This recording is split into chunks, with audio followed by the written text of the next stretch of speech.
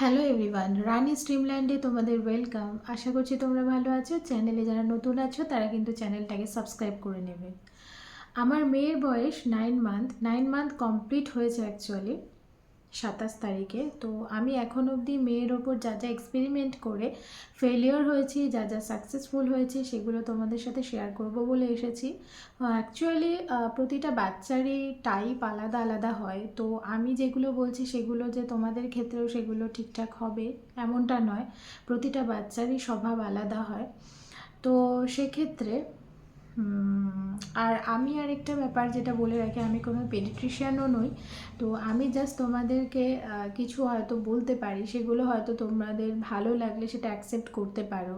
আর আমিও শিখছি, আমারও কিছু ভুল ত্রুটি হতে পারে। তো অবশ্যই তোমরা কমেন্ট বক্সে কমেন্ট করো একটা। আর আমি তাহলে কি আরও মোটিভেটেড হব, নেক্সট টাইম ভিডিও বানাতে আরও মোটিভেটেড হব।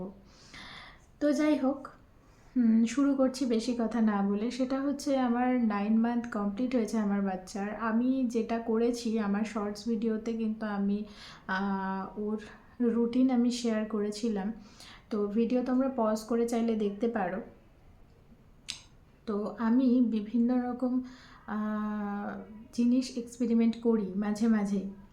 তো খুব বেশি এক্সপেরিমেন্ট বাচ্চাদের উপর না করাই ভালো একদিক থেকে আমি মনে করি। আবার আরেক দিক থেকে মনে করি এক্সপেরিমেন্ট বলতে আমি কী ধরনের এক্সপেরিমেন্ট করার কথা বললাম। বিভিন্ন রকম ইউটিউব ভিডিও বলো, বিভিন্ন ভিডিওতে আমরা দেখে থাকি যে বাচ্চাদের বলে থাকছে যে মানে ফোর্স করে খাওয়াতে না। একদমই তাই। কখনো একটা টাইমে গিয়ে আমি মনে করতাম যে ফোর্স করে খাওয়াবো না তো কী করব, ফোর্স করে তো খাওয়াতেই হবে, নাহলে বাচ্চা খাবে কী করে, এরকমভাবে কান্নাকাটি করছে। বিলিভ মি, ফোর্স করে সত্যি বাচ্চাদের খাওয়ানো যায় না।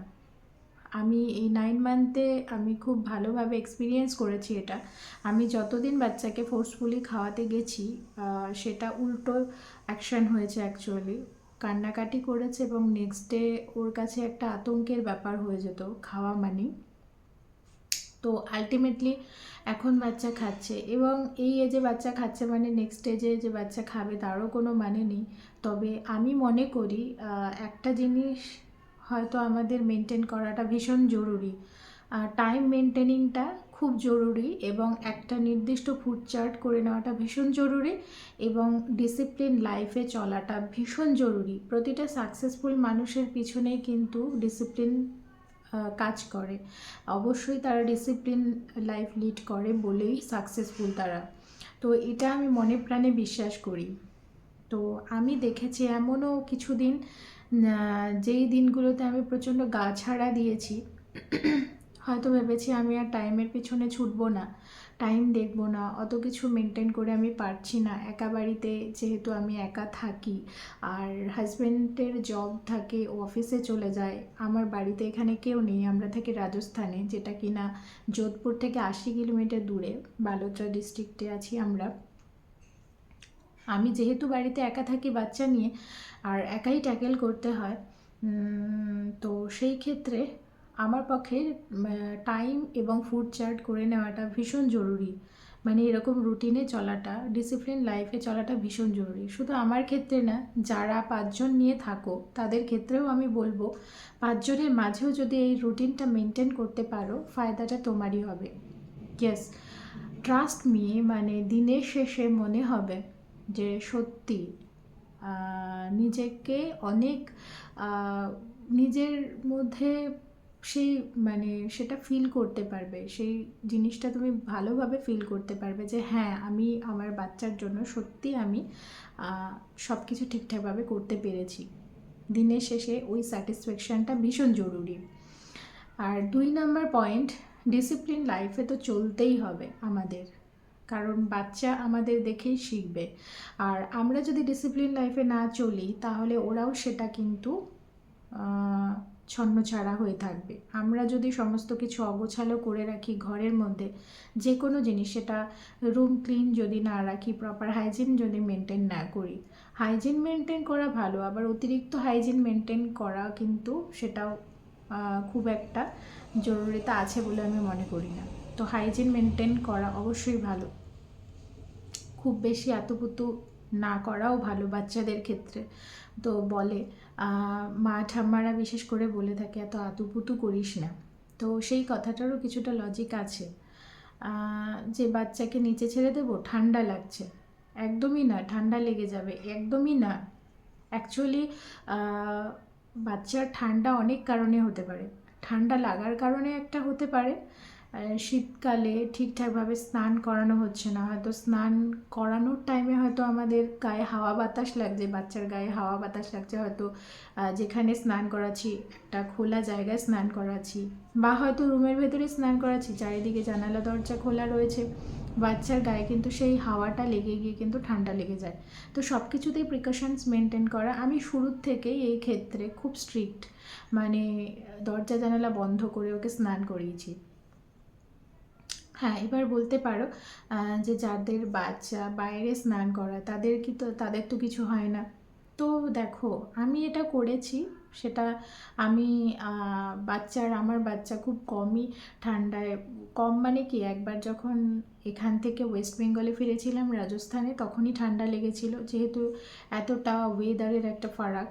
আর ও জন্মেছে এখানে, যোধপুরে জন্মেছে, তো সেই ক্ষেত্রে ওর ঠান্ডাটা লেগেছিল। তো আর তো আমার মনে পড়ে না যে ও ঠান্ডায় ভুগেছে। তো আমাদের ম্যাক্সিমাম যেটা হয়, ইনফেকশনের কারণেও কিন্তু আবার বাচ্চা ঠান্ডায় ভোগে। তো ইনফেকশন এড়ানোর জন্য অবশ্যই কিন্তু আমাদের হাত পা ভালো করে ওয়াশ করতে হবে, বাইরে থেকে আসলে পরে অবশ্যই হ্যান্ড ওয়াশ করতে হবে, টয়লেট বাথরুম ইউজ করলে পরে অবশ্যই আমাদের হ্যান্ড ওয়াশ করতে হবে। তো এইগুলো, আর বাচ্চাদের মেন জিনিস যেটা, সফট টয়েস থেকেও কিন্তু ইনফেকশন ছড়ায়, মানে যে সফট টয়েসগুলো, যে টয়েসগুলো নিয়ে ওরা খেলনা করছে, রোজ খেলছে, সেগুলো ওরা মুখে দিচ্ছে, এবং সেগুলো আমরা যদি ঠিকঠাকভাবে না ওয়াশ করি, প্রতিদিন বলো, সেগুলো যদি ঠিকঠাক না ইউজ করি, সেগুলো তো আবার পরের দিন গিয়ে ওরা সেটা মুখে দিচ্ছে, তো এটা একাধিকবার করছে, সেখান থেকেও ইনফেকশনের চান্সেস হয়ে কিন্তু সর্দি কাশি বাচ্চার লাগে। তো এগুলো জেনে রাখা ভীষণ জরুরি।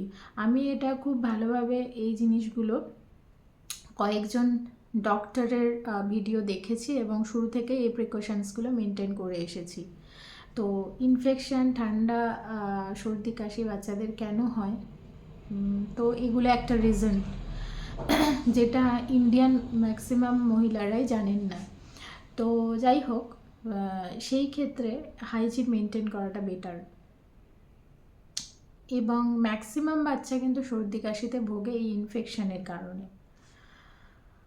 তো এই আর কি, এইগুলো বলার, এইগুলো একটু সতর্ক থাকা। আর আরেকটা জিনিস যেটা আমি রিয়েলাইজ করেছি, আমি হয়তো গা ছাড়া দিয়েছি, প্রচুর দিন গা ছাড়া দিয়েছি, যে টাইমের পিছনে আমি দৌড়বো না, যেমন হচ্ছে যেমন চলুক, কিন্তু এতে বাচ্চার সত্যি কথা বলতে কি, ওদের একটা খাওয়ার একটা প্রপার টাইমে, একটা নির্দিষ্ট টাইমে ওদের খিদে পায়, সেই টাইমটা যদি ডিলে হয়ে যায়, দেরি হয়ে যায়, তাহলে কিন্তু ওরা আর খেতে চায় না। তো ওদের খাওয়ার সময় ঘ্যান ঘ্যান করারও একটা কারণ আছে। তো সেই রিজনগুলো তোমাকে আইডেন্টিফাই করতে হবে, যে বাচ্চা আমার কিসের জন্য কাঁদছে, খাওয়াতে গেলেই কেন কান্না করছে। 2 নাম্বার, ফোর্সফুলি বাচ্চাকে খাওয়ানো উচিতই না। আমি নিজে এক্সপেরিমেন্ট করে দেখেছি এই জিনিসটা। আমি ভাবতাম যে ফোর্সফুলি খাওয়াবো না তো কী করব, ফোর্সফুলি তো তোকে খাওয়াতেই হবে, আবার না হলে তুই মানে খাবেই তো না, এরকমই রোগা পাতলা থেকে যাবি। একদমই না, বিশ্বাস করো, সত্যি কথা বলতে ওরা খায় না, ফোর্সফুলি খাওয়াতে গেলে ওরা খায় না, এবং আরও বেশি ঘ্যান ঘ্যান করে, এবং নিজেরাও কিন্তু প্রচণ্ড স্ট্রেসড ফিল করি। তো এই জিনিসগুলো আমরা মায়েরা খুবই ভুক্তভোগী। আর যে মানে কি বলবো, আফটার ডেলিভারি ম্যাক্সিমাম ওমেনরা কিন্তু এরকম স্ট্রেস লাইফ লিড করে। তো একদমই নিজেকে স্ট্রেস ফ্রি রাখতেই হবে। নিজেকে স্ট্রেস ফ্রি রাখলে তবে না আমরা বাচ্চার ঠিকঠাকভাবে খেয়াল রাখতে পারবো, এবং বাচ্চাকেও একটা সুস্থ ভবিষ্যৎ দিতে পারবো বা সুস্থ জীবন দিতে পারবো। তো আমাদের নিজেদের প্রতিও ধ্যান দিতে হবে, মানে আমাদের নিজেদেরও একটা রুটিন করে নিতে হবে, প্রপার টাইম মেনটেন করে খাওয়া, নিজের যত্ন রাখা, না হলে স্ট্রেস ফ্রি যদি আমরা নিজেদেরকে না রাখি, তাহলে বাচ্চাকেও স্ট্রেস ফ্রি রাখতে পারবো না। বাচ্চারাও কিন্তু ফ্রাস্ট্রেটেড হয়, বাচ্চারাও কিন্তু মানে কান্নাকাটি করতে থাকে। এই সমস্ত কারণে যদি মা হ্যাপি না থাকে তো বাচ্চাও হ্যাপি থাকবে না। তো যারা 5 জনের ফ্যামিলিতে আছে তাদের ক্ষেত্রেও বলি সেম জিনিসটা। তারা হয়তো তাদের ক্ষেত্রে বাচ্চার একটা অ্যাডভান্টেজ হচ্ছে 5 জনের মধ্যে তারা থাকছে, আর যারা আমার মতো একা আছে তারা খুব আমার সাথে রিলেট করতে পারবে জিনিসগুলো। একা ঘরে অনেকেরই বাচ্চা থাকতে চায় না, আমার বাচ্চা যেমন একা একদমই থাকতে চায় না। তো আমি বেশ কয়েকদিনের জন্য একটি মেয়েকে নিয়েছিলাম, আমার হাতে হাতে হেল্প করতো, বাট আমি ওর খাবার তৈরি করা, খাওয়ানো, স্নান করা এভরিথিং করেছি আমার বাচ্চার। কিন্তু ওকে শুধু ও মানে ধ্যান দিত এদিক ওদিকে পড়ে যাচ্ছে কি না।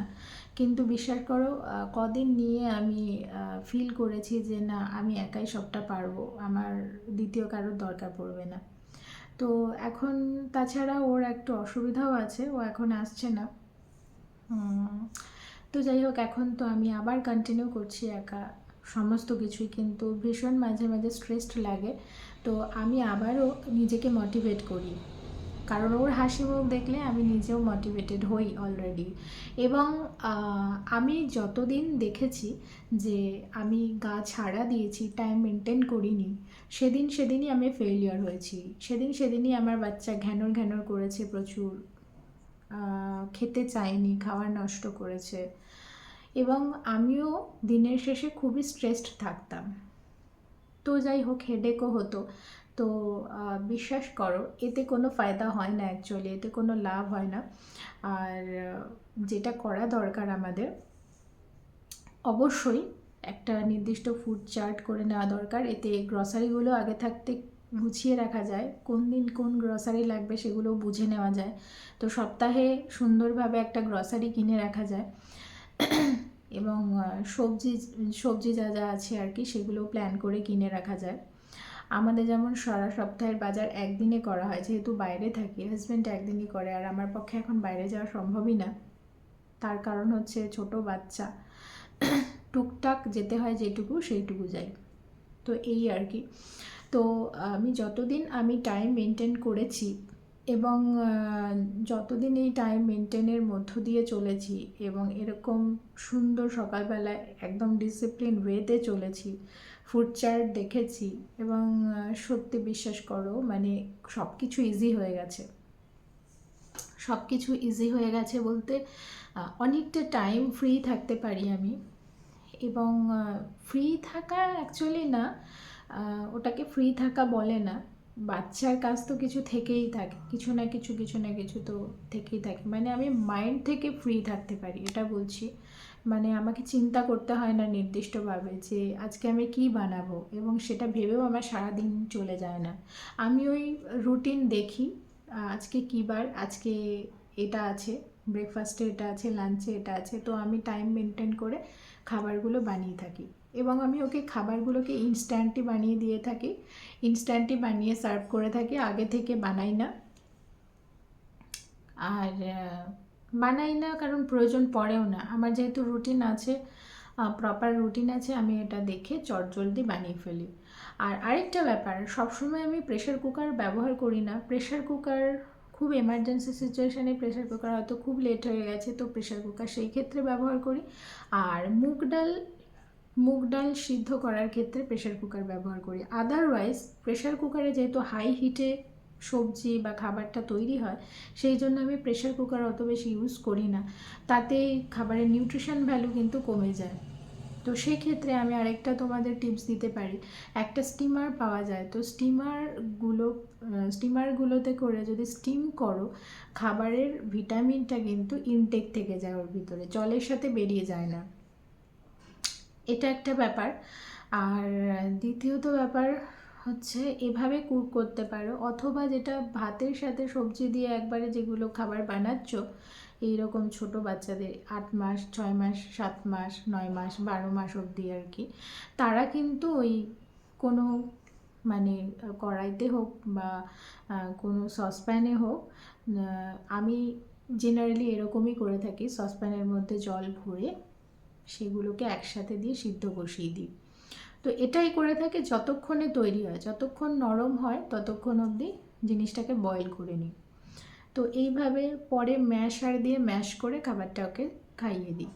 তো এভাবেই আমি করে থাকি জেনারেলি। আর প্রেশার কুকার খুব কম ইউজ করে থাকি যাতে তার নিউট্রিশন ভ্যালু নষ্ট না হয়। তো যাই হোক, আজকের ভিডিওটা এই অবধি। তো ভিডিওটা কতটা হেল্পফুল হলো তোমরা অবশ্যই নিচে কমেন্ট বক্সে কমেন্ট করো। আমি নেক্সট ডেতে আবার আরও কিছু শেয়ার করব।